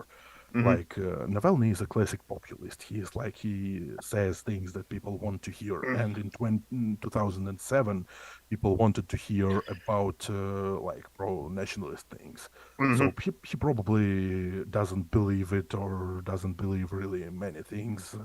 He probably believes in some things he says. I don't know. He's a complicated person. Yeah. We certainly need him, but he's like leftists would cancel him for what he did like 20 years ago, but I don't know if we should at this point because Yeah. what we know him for is not that. When he took part in those nationalist marches, he was not famous. He became famous by a different thing. He became famous by, you know what he did? He actually bought some Gazprom stock. That like it's a public trading company and everybody can buy stock, even foreigners. And whenever you buy some of that stock, you can go into the nitty-gritty of the financials of the company. And this guy is a trained lawyer, a trained finance lawyer. So he went in and found the poorly covered corruption stuff. And he started making a blog about it. So that's how he became like this #1 corruption fighter, because most of his videos and most of his projects are actually against corruption, not against authoritarianism per se, but against corruption. Like, and let me say, he himself like is this pretty charismatic authoritarian like figure who is like, if you're not with us, you're against us. But he's like non-wing aligned centrist enough for people to align with him. And so getting back to racism and to the guy I watched, like the Katz guy, his name is Max Katz. He's like a proper Was this Jew. the Israeli you were talking about? And yeah, the Israeli guy. And he was talking about how he rented an apartment in Moscow. And that's the thing where racism is really prevalent. Whenever you put out essentially a paper about you being the landlord and renting out an apartment, there's this common point included in the description, like Slavic people only. like essentially whites only.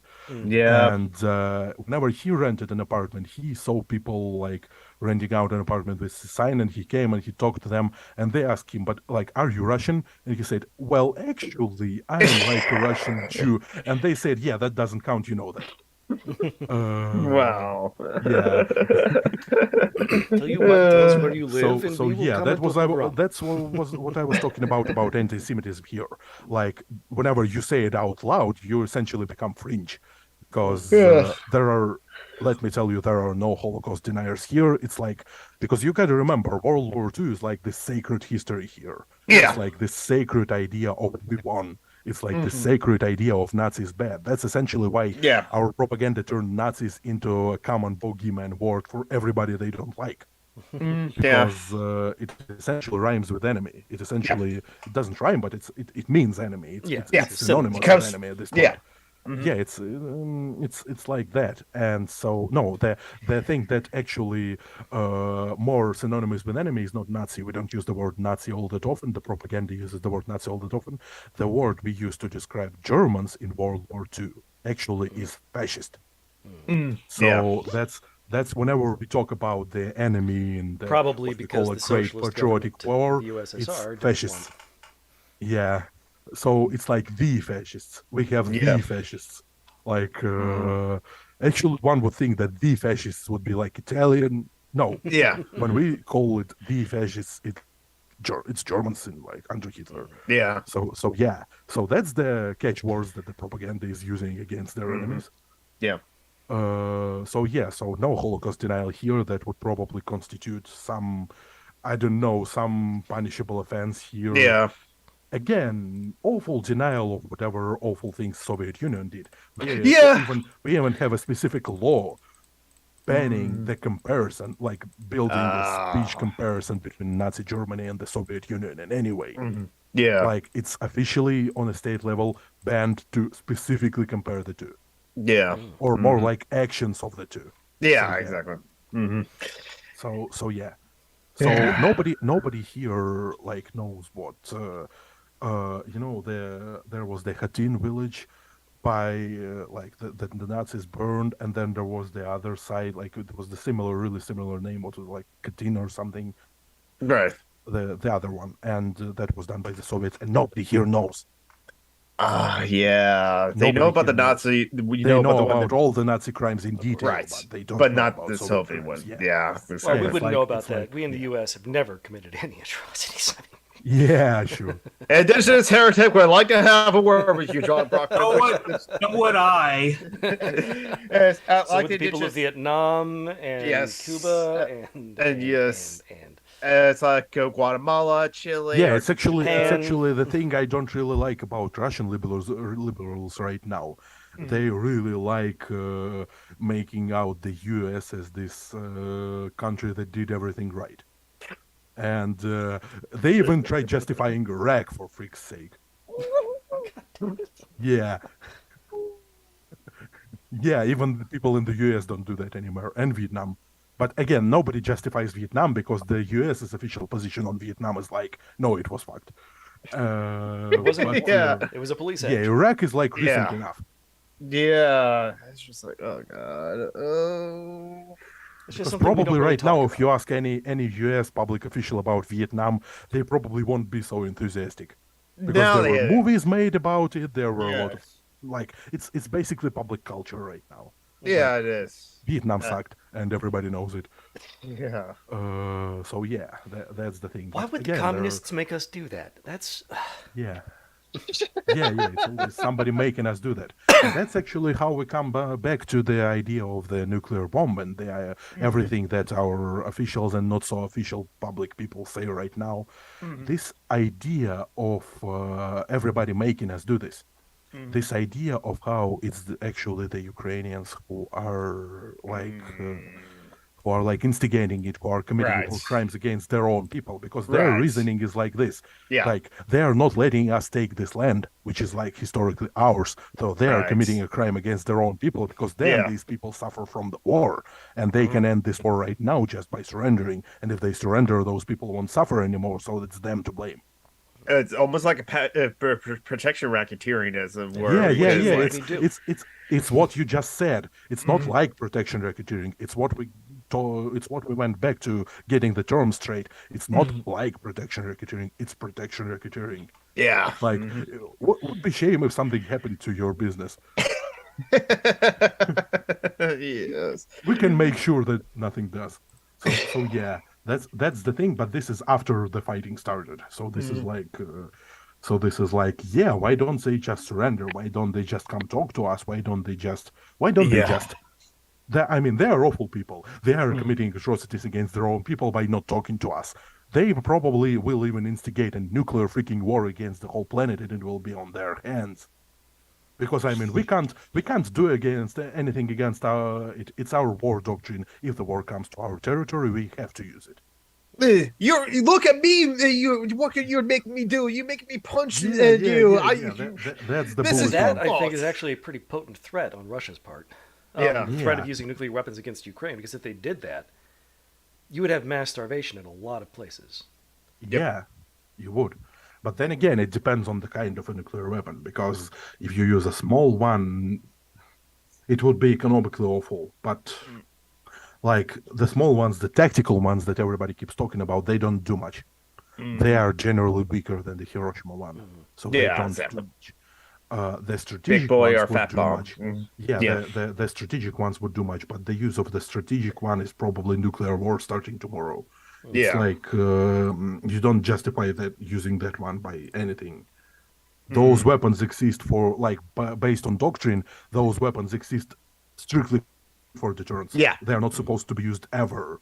Yeah. Like if they are used, you have failed. Yeah. Exactly. So yeah. Mhm. So I no, would. I'm right now I am convinced that probably not, because that would be hard to justify. Yeah. Like it would be hard to justify internally, and if you think they don't care about it, they care about it. Mhm. It's like probably the only thing they care about. It's like you Mhm. gotta again get your terms straight to Mhm. understand that the whole war is an election campaign. Yeah. Yeah, Yeah. Exactly. it's what Putin does to impress his supporters. Yeah. It's I it's agree. all it's all a game of insecurities. It's all a Yeah. game of people having really, really low self-esteem, or maybe high self-esteem but low self-confidence. Mhm. And not just that, but also like always having to prove yourself as an autocrat, Yeah. because Yeah. you Exactly. can't just again. Russia was not a totalitarian regime before this war, Mhm. and you don't just run an authoritarian regime on just force. Yeah. You have Mm. to be impressive. Yeah. And again, the sole act of being impressive on Putin's part was 2014 in Crimea. Yeah. Because Mm. back then, let me tell you, it was such a freak show that even I kind of believed it. And Mhm. again, in 2015, me and my like school class, we all went to Crimea. I was there. I liked it. You know the stuff. Mhm. Yeah. And we all were convinced that this is like the right thing happening because everybody was so Wow. happy. And let me tell you, in Mhm. 2015, everybody in Crimea kind of was happy, but Mhm. it kind of stopped quickly. Yeah. It was the initial shock of a lot of money being dumped there, more money Mhm. than Ukraine could ever dump there. Mhm. And so you know how it happens when you dump so much money in one Mm. place. That's Yeah. what happens. But like it quickly trickled down. Like after Mhm. 2018, pretty much nothing. Yeah. And they started cracking down on people there. Like on all occupied territories, it was worse than in Russia proper. Mhm. And the GDP of the region is like top three lowest. So it's not Mm. producing anything. It's not helping I see. because no business can be run there. They don't even Yeah. have Sberbank, the official Russian state bank there. You know why? Mhm. It doesn't want sanctions. Like at least Mm. before war, it was the case. They didn't want foreign sanctions, and if they did anything in Crimea, they would get sanctions. So they Yeah. couldn't. Like Russia couldn't even bring their state official companies there Yeah. because business is business, and Yeah. nobody wants to lose money. Yeah. Mm. Exactly. Capitalism got a capitalism, you know the deal. Yeah. Exactly. Well, we have gone half an hour over, so we should wrap this up. Yeah. I'm sorry for this, but Oh, no, thanks. I was just Thank you very really much interested in hearing what you had for to say. letting me So, speak. Yeah, I'm glad Yeah. you allowed And if you want me to bring me to another conversation, maybe not about Russia at all, maybe about yeah. general politics, Yeah. or maybe about Russia, but not in terms of war, Sure. like all the other stuff, we have all the other stuff. Oh yeah. Yeah. We gotta use war as context probably at this point, but we got all the other stuff still.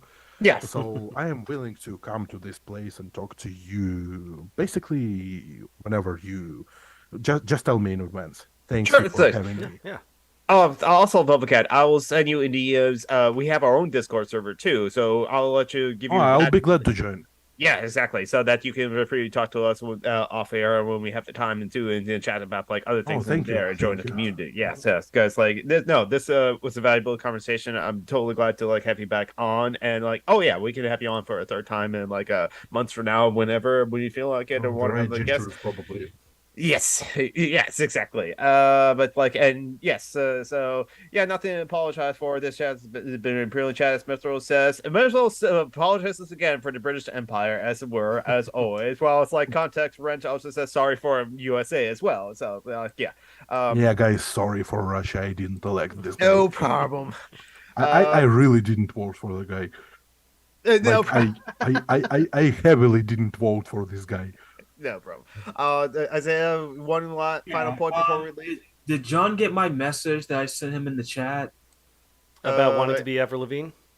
Yes. I only found the one picture that looked anything like Avril Lavigne, and it wasn't Avril Lavigne. So I hunted down an Avril Lavigne photo for you. Okay. Yeah, so next time, put that picture as me, behind me talking, or Oh, you know what you can do is you can download a picture and you can set it as your background, and then it'll just be you over any picture you want. I You don't know won't how be to. able to see your Clueless poster, but you'll have Avril Lavigne staring over your shoulder real creepy. I don't know how to do that. You right-click on your screen, choose virtual background, and you can add another picture to be. You probably can run a conference which only has you and then experiment all you want. I don't think Yes. I don't think my computer can do a virtual background. No, you do that in the program Zoom. It's in Zoom. Zoom can do that. It's software stuff. Yeah. Oh, If you need help, like if I have time, I can like help you through that. This word. So Isaiah Levine, yes, we're going to have Isaiah Levine next time. you guys But but speaking of Isaiah Taylor or Isaiah Levine, he has his own YouTube channel. It's also linked below, but I'm also going to add links to the live chat right now. Sinister Intelligence is his like a main channel, but he has a second channel, the like Autistic Modeling Society, where like Isaiah shows off his like model ships that he does as well. And also he has an Instagram where he also shows off his Star Trek cosplay, his naval officers cosplay, and like also his model ships and model everything he's working on. If I should have another YouTube channel where I just review movies, but are we getting a little too I don't know. It's like it's there's a benefit to having like specific channels for specific things because YouTube definitely wants your channel to do one thing and one thing only because it helps the Unless algorithm. that thing is leftist, in which case it doesn't want you to True. do that. Yeah, so I am Summer Indie Geek on YouTube, Twitch, and Twitter. I'll be Twitch streaming like later today, after I eat lunch, and like I gotta get back to going to the YouTube again. You gotta upload more videos when I eventually do that. But I'm somewhat active on Twitter, so you can follow me there as well. And John Brock, don't forget charitylinks.page. And also very important, like Phoenix, who was in Nicole earlier, her links, their links are in the charitylinks.page page, as well as Joanna, as well as like Nasneko and Leonard Quinn, as well as other people who need help as well. So charitylinks.page. And John Brockman, you're part of another podcast, aren't you? Indeed I am. Dungeons and Debacles, where we're cops now. We're just cops. Used to be a heck I of a lot complained of fun, about that. but now Hopefully we'll cops. move away from being cops. Using water hoses are the D&D equivalent of it. And against just the- massacring rioters. Yeah. the massacring rioters, yes. Infected with disease as well, right? Mm-hmm. I mean, it's a rage plague that would kill them in a day or two anyway, but still. Alright. Yeah, just send me. I guess just like send me like any like information on how to change my background. Like just Yeah. like send some to me in like in the messenger that I have. Well, Sure. if after this is done loading, you can just come and look, like just scroll to the end, and you can see I've right-clicked on my thing, Just went to choose virtual background, brought up the virtual background, and there's a little plus sign. You click on that, and you can add an image or video to be your virtual background. Okay, let me. I've done that, and now my virtual background is lawyers are just attack librarians. Yeah, I've seen this one already. Do I just like click my picture? So like, Yeah, okay, you click. Yeah, you right-click your click. picture in the Zoom chat. and what do I click? Choose virtual background. Okay, so like on a tangent, we've got like a podcast, right? So it will be probably just an audio version somewhere, right? I haven't been uploading those lately. I can go back to those. I've been thinking about it. Yeah. Yeah, I really hope I'll get the recording of this one because I want to share it with some people. Yeah, Okay. yeah, absolutely. We can make that happen. Well, you can Thank always you. just download Thank the you. YouTube thing and then strip out the audio. Yeah. Oh, so there is a YouTube thing. Yes, this it's on is- YouTube, definitely. That's what I wanted to ask if there's a video Oh, version. Oh yeah. That's I'll what I give care about. I'll give you. I forgot to give you the watch link. Honestly, Yeah, I'll you didn't give me the watch link. Thank you. Okay. So there's a watch link to this very stream right now. And Yeah, this, thank you very much. Yeah. It will be there, I know. Yeah. Okay. Yeah. There we Thank go. you very much. Yeah. All Thank right. you, everyone. And with that, bye-bye, everybody. You Bye, everyone. Bye, everyone. Thanks for having me. Speed on you.